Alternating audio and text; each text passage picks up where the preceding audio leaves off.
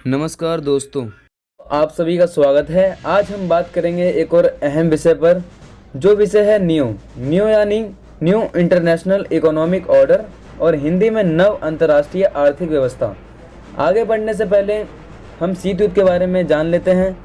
तो दोस्तों, जब 1945 में द्वितीय विश्व युद्ध समाप्त हुआ, तो उसमें जो दो गुट थे यानी मित्र राष्ट्र और धुरी राष्ट्र, जिसमें विजय हुई थी मित्र राष्ट्र की। तो जो मित्र राष्ट्र में जो शामिल देश थे, अमेरिका और सोवियत संघ, इन दोनों में तनाव की स्थिति उत्पन्न हो गई थी। अब आप सोचेंगे तनाव किस प्रकार का, तो 3 प्रकार के तनाव थे: महाशक्ति बनने की होड़, हथियारों की होड़ और विचारधारात्मक मतभेद। विचारधारा मतलब जो अमेरिका था उसकी विचारधारा थी पूंजीवाद, और जो सोवियत संघ था उसकी विचारधारा थी समाजवादी। तो दोस्तों, हम विषय की तरफ बढ़ते हैं।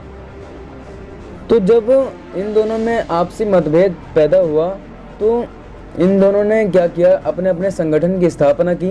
अमेरिका का संगठन था नाटो यानी उत्तर अटलांटिक संधि संगठन, और सोवियत संघ का था वार्सा पैक्ट। अमेरिका ने किया था 1949 में, और सोवियत संघ ने किया था वार्सा पैक्ट की स्थापना 1955 में। इसमें 12 देश शामिल थे अमेरिका के ग्रुप में, और वार्सा पैक्ट में 15 देश, क्योंकि सोवियत संघ जो है 15 गणराज्यों से मिलकर बना हुआ एक देश था। तो दोस्तों, आगे बढ़ते हैं।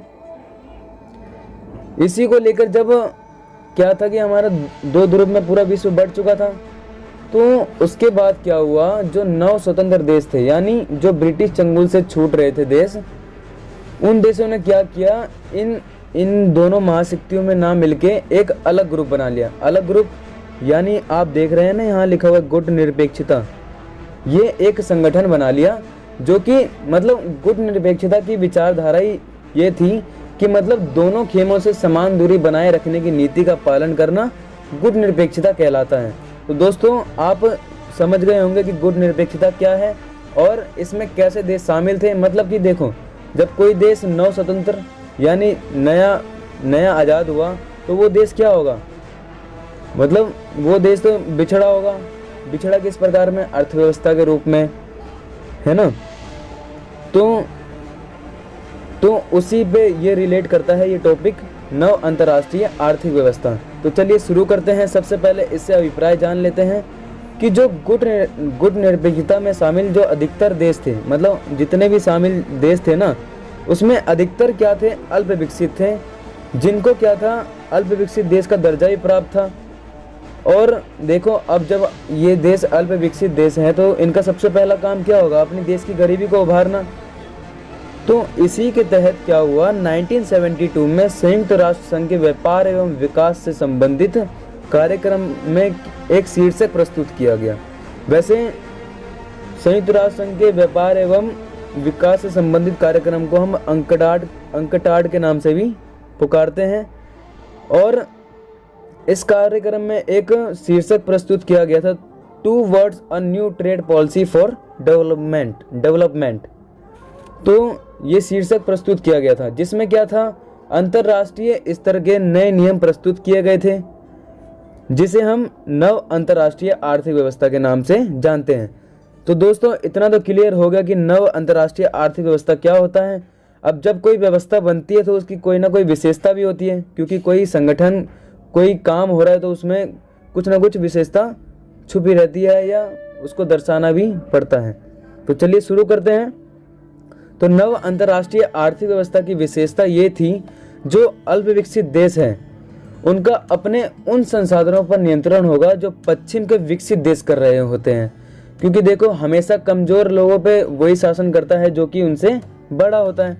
तो दोस्तों, यही था इसका पहला विशेषता, कि जो अल्प विकसित देश है वो अपने संसाधन पर नियंत्रण खुद ही करेंगे, ना कि जो पश्चिम के विकसित देश हैं वो। उसके बाद दूसरा ये था कि पश्चिम के बाजारों तक पहुंचो।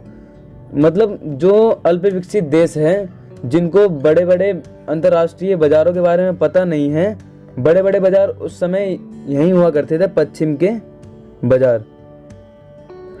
तो दोस्तों, जो अल्प विकसित देश है ना, उनका पश्चिम के बाजारों तक पहुंच हो, ताकि ये क्या कर सके, अपना सामान बेच सके, खरीद भी सके, जिससे क्या, और ये व्यापार जो है, जो ये सामान बेच सके, ये व्यापार इनके लिए फ़ायदेमंद भी हो। फ़ायदेमंद तो होगा ही ना, जब जो रेट ये अपने देश में बेच रहे थे वो कम था, इसी को जब ये बाहर जहाँ डिमांड है वहाँ बेच रहे हैं तो वहाँ पे इनको फ़ायदा होगा। तो इससे क्या होगा, इनकी अर्थव्यवस्था ग्रोथ करेगी, मतलब अर्थव्यवस्था में वृद्धि होगी और जीडीपी लेवल भी बढ़ेगा।